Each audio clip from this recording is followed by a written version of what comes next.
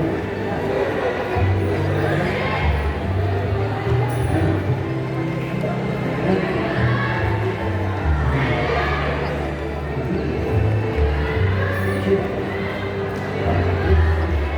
now, let's hear the yell of the Sagrada Village International High School Senior Scout.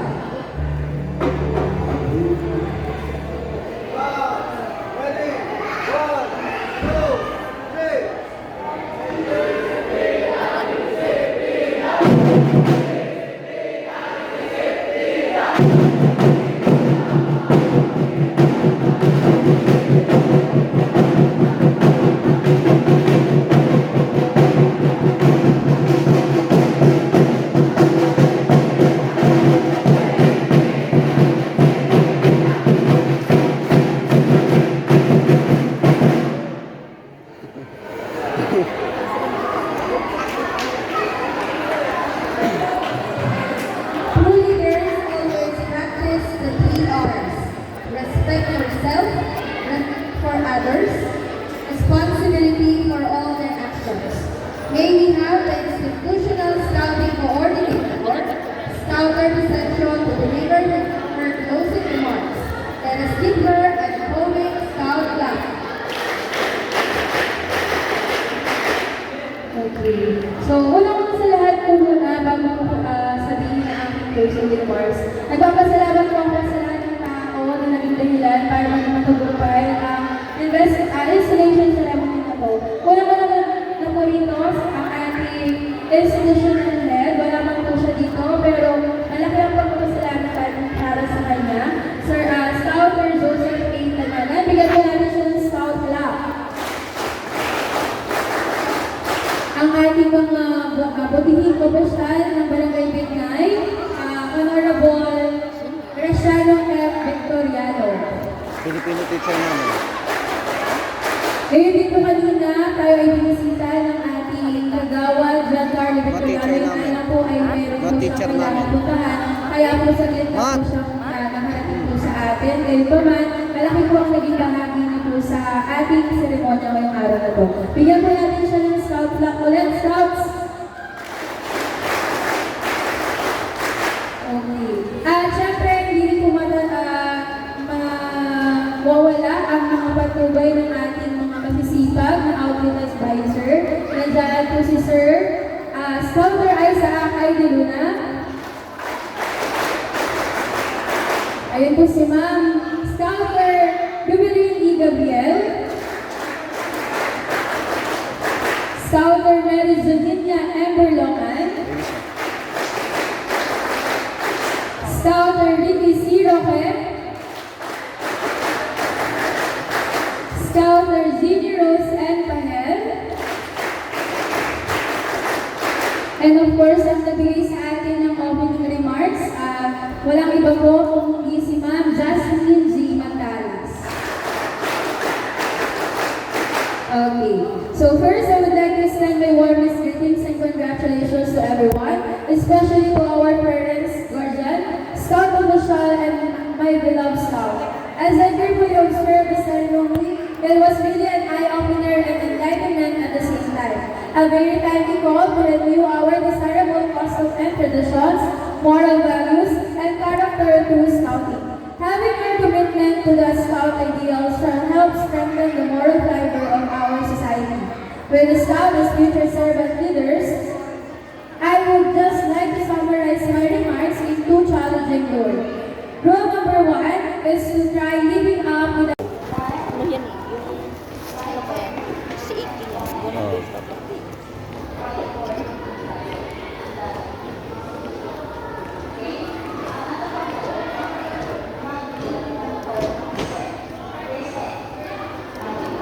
remain standing for the singing of the national anthem to be conducted.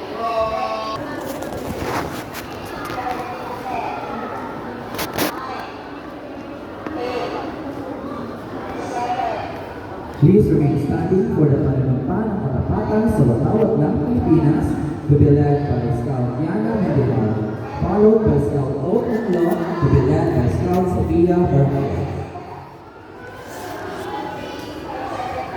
Let us recite the pananumpa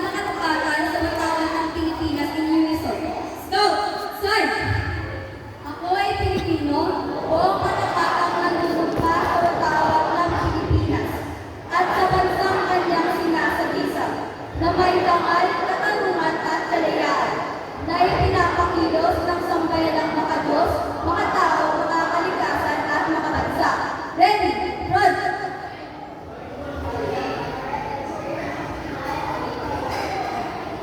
Let us all recite the Scout oath and law in unison.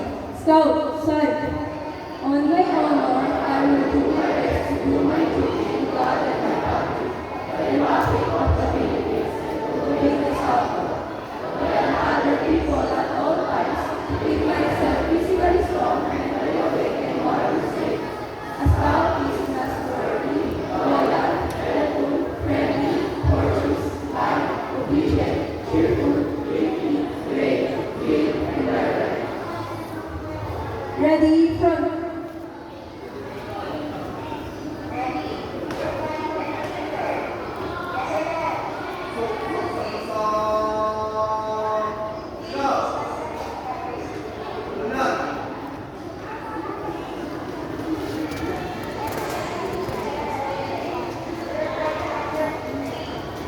Wait. No. Nandiyan kasi. Let them cook. Kailangan bata ng commander.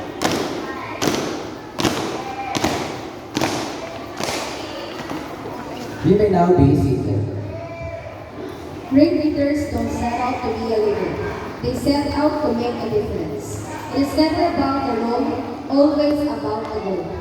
To deliver her opening remarks, let us have Ma'am Jasmine G. Mantalas, Coordinator of Araling Panibulan of Disciplina Village International High School. Let us welcome her with a sounding scout clap.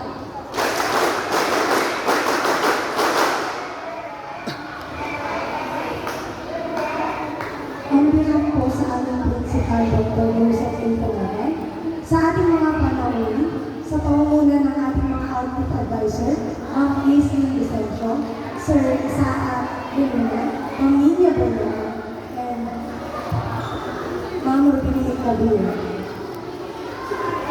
Ngayon pa lamang ay nagpapasalamat na kami sa inyong pagpapaunlak sa napakahalagang seremonya ito. Sa aming mga magulang, mga sponsor, ninong at ninang, mga guro ng paaralan, at higit sa lahat, ang bida ng araw na ito, ang ating mga mag-aaral na senior scout. Isang magandang umaga po sa ating lahat. Welcome po sa ating investiture ceremony. Ito ay isang pinakamahalagang ito ng buhay ng mag-aaral, kung saan sila ay magiging ganap ng mga scouters, sa isip, sa salita, at gawa. Mapalad tayong lahat dahil binigyan tayo ng magandang pagkakataon upang maisagawa ang ganitong seremonya. Naway hindi lamang magtapos sa investiture nito ang inyong gawain at naway maitanim niyo sa inyong puso ang tamang aral at diwa ng scout. Muli, maraming salamat po.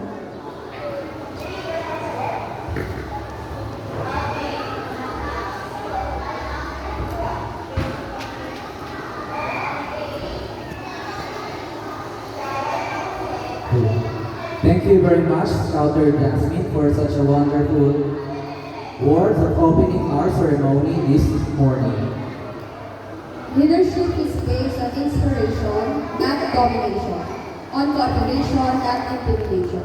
Let us welcome the senior crew leader, Erickson A. Santa Rosa, to inspire us with his heartening and motivating speech. Let us give him a scout clap. Scout, good morning. I'm Scout Santa Rosa from FGCD at nandito ako upang ibigay ng present sa inyo bilang Scout. Ako bilang Scout ay nandito ako upang magbigay ng present. Dahil sa Scout ay natuto ako maging isang leader at nagagawa ko ang tungkol sa bahay at sa isang paaralan kung saan. At nag-start ako bilang scout noong grade 4 pa ako. Hanggang ngayon, scout.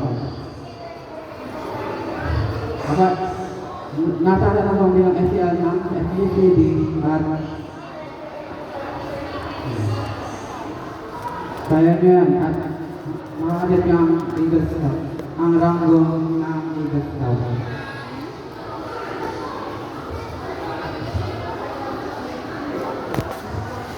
Ito.